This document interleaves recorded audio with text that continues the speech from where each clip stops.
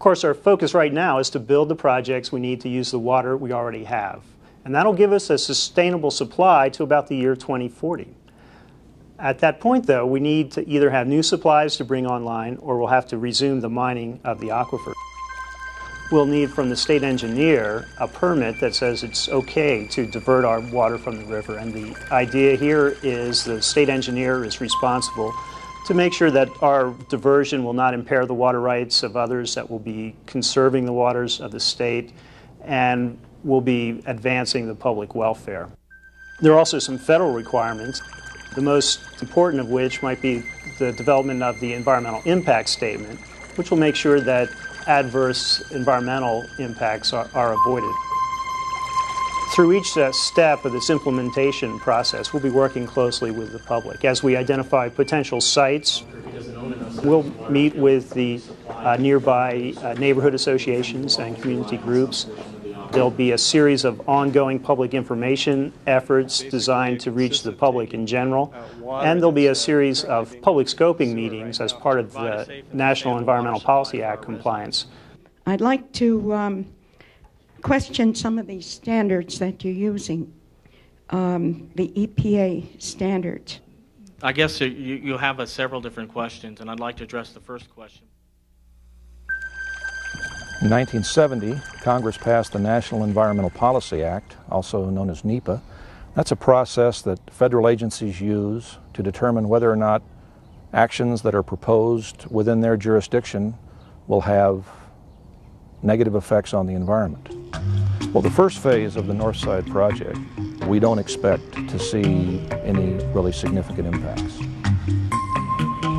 The drinking water project, however, is very large in scope because we're talking about drinking water for the entire city. We're expecting we're going to have a wide range of environmental issues we have to look at. The diversion method is going to probably involve some type of construction in the area of the Bosque, which is very sensitive to all the people who live along the Rio Grande. The water treatment plant itself may be a size of 100 acres or more.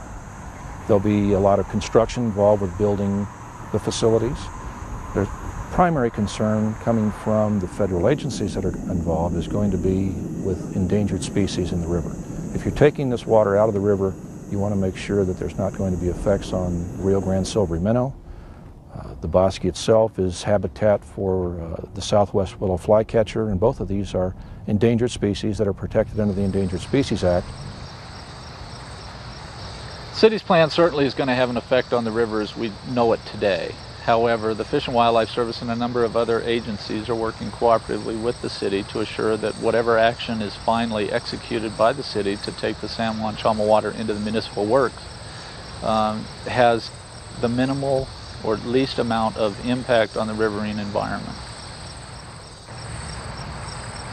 Not only the current administration here in the city of Albuquerque, but also the previous administration is on record as saying that they're going to keep the river whole, irregardless of how they take their San Juan Chama water into the municipal works, and we're here to help.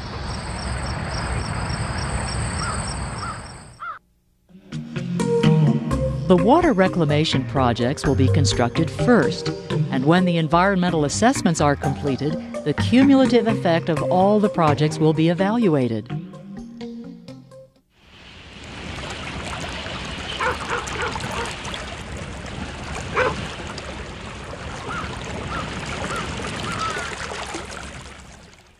The city has an obligation to provide a safe and sustainable water supply. Our job as citizens is to understand what it's all about. The Customers Advisory Committee was started by the Public Works Department to basically provide input and reactions from ratepayers, just like you and me. Let's flip back to one of the kind of options in the formulating action alternatives. We were brought in to review the various options for water supply, and we were involved in working with the Public Works Department to assess and gauge the community feeling about various components. Is environment important to us? Are economics important to us? What do we think about quality of life? How much do we value the future of Albuquerque? And when we looked at all of those components, we made a choice on the option we thought would best serve Albuquerque and Albuquerque's future. I think the people of this valley are very caring people, people of goodwill, who want to assure that this place will be habitable for our children and our grandchildren, and we're willing to take the steps necessary to see that that does happen. Many plans are in place. We see increasing cooperation. We see increasing citizen involvement and understanding about our situation. During the Depression, Will Rogers came through this area on his way to California and later made the statement that the Rio Grande was the only river he had ever seen in the world that needed irrigation.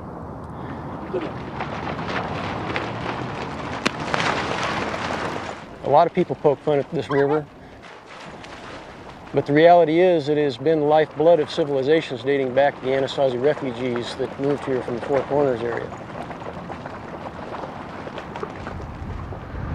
An acre-foot of water amounts to 1 acre of land, containing water 1 foot deep.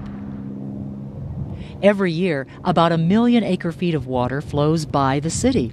The Rio Grande Compact requires that about 700,000 of those acre-feet must flow past us to serve irrigation and other purposes downstream. Of the remaining 300,000 plus acre-feet, the vast majority is consumed by vegetation along the river and evapotranspiration. A small portion, well under 100,000 acre-feet, is used for irrigation in the middle Rio Grande Valley. Albuquerque has over 140,000 water customers who require a sustainable supply of water for the future. But there are other voices that must be heard and interests that must be addressed as the city implements its long-range strategy.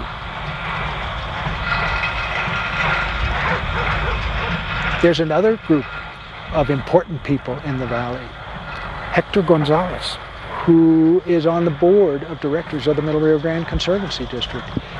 His people have been here for 300, 400 years. The feeling now is that their way of life is threatened. I've been here all of my life, and in that span of time I've seen some very drastic changes along this river. And I've seen the city grow from a very small city into a very large city now, competing with the large cities across the nation. And they've come to learn that the water that they have been pumping out of the aquifer is not always going to be there. So they need to take another route to bring water in here in order to serve the community. The only way they can do that is to get into some good, positive agreements with the Middle Rio Grande Conservancy District. Not long ago, there was no one here but the Pueblos or their ancestors. They came here, or they stayed here, because the water was here. We're here because the water is here. We need to reach some common ground, some understanding, some mutually agreeable understanding with the Native Americans. It's really a matter of sharing, again, like the traditional wisdom of our perspective in terms of how we look at water and how we look at the land, and then how the science community and the technicians in Albuquerque look at water and land, and come to some sort of a meeting of the minds, if you will, about how we approach this problem.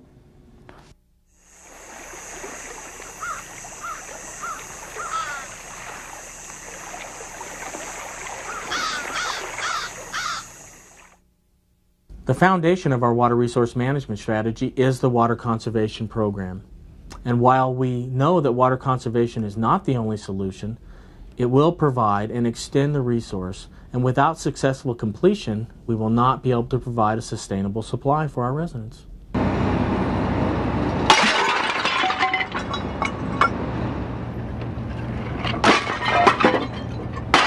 Here we have toilets that are being crushed by Lafarge after they've been replaced by low-flow toilets that use about a third as much water.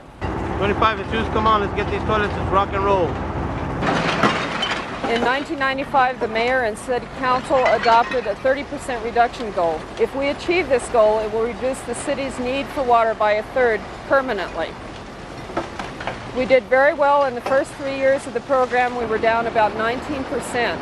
Unfortunately, in 1998, we leveled off. We didn't see much additional reduction. So we need to re-energize the program, refocus on this going into the new year, and go ahead and get that 30% reduction. The city's Water Conservation Office offers 3 incentive programs to assist customers in reducing their use. The toilet rebate and Xeriscape incentive programs provide credits on customers' water bills for participation. And the Audit and Retrofit program provides free conservation advice as well as free water conservation devices. Call 768-3655 for more information. It's critically important that we get our act together, we decide what trade-offs need to be made, we actually agree, all of us, to give some in how we manage our water. It's easy to take. It's really hard to give. This aquifer is a great regional resource that we have, but it is not infinite. It has very definite limits. It extends from Cochiti all the way down to Socorro. And within that region, there are many, many interests and entities who have straws in that big tub of water, if you will. And so it's just imperative that we all come together and find a way to meet all the many needs that exist within this region so that we preserve this aquifer for future generations. So there's a lot of issues to deal with as we get to where we need to be. But the plan itself, the idea behind it, has great merit. I feel that this new plan with this, using the San Juan water is probably one of the most important things we can do for the survival of Albuquerque and so that we will have a sustainable community. It comes before everything else, transportation, air quality, everything, because without water there will be no life. You know, I've lived here for 38 years, and it wasn't until just recently that we realized we had a serious water challenge. We've done a lot of planning, we've developed a strategy, and now's the time to take action. This water resource strategy is absolutely essential to our city's continued prosperity. It is a strategy that should involve all of us, because it's about our future and that of our children. So who's going to make all of this stuff happen? We are, folks.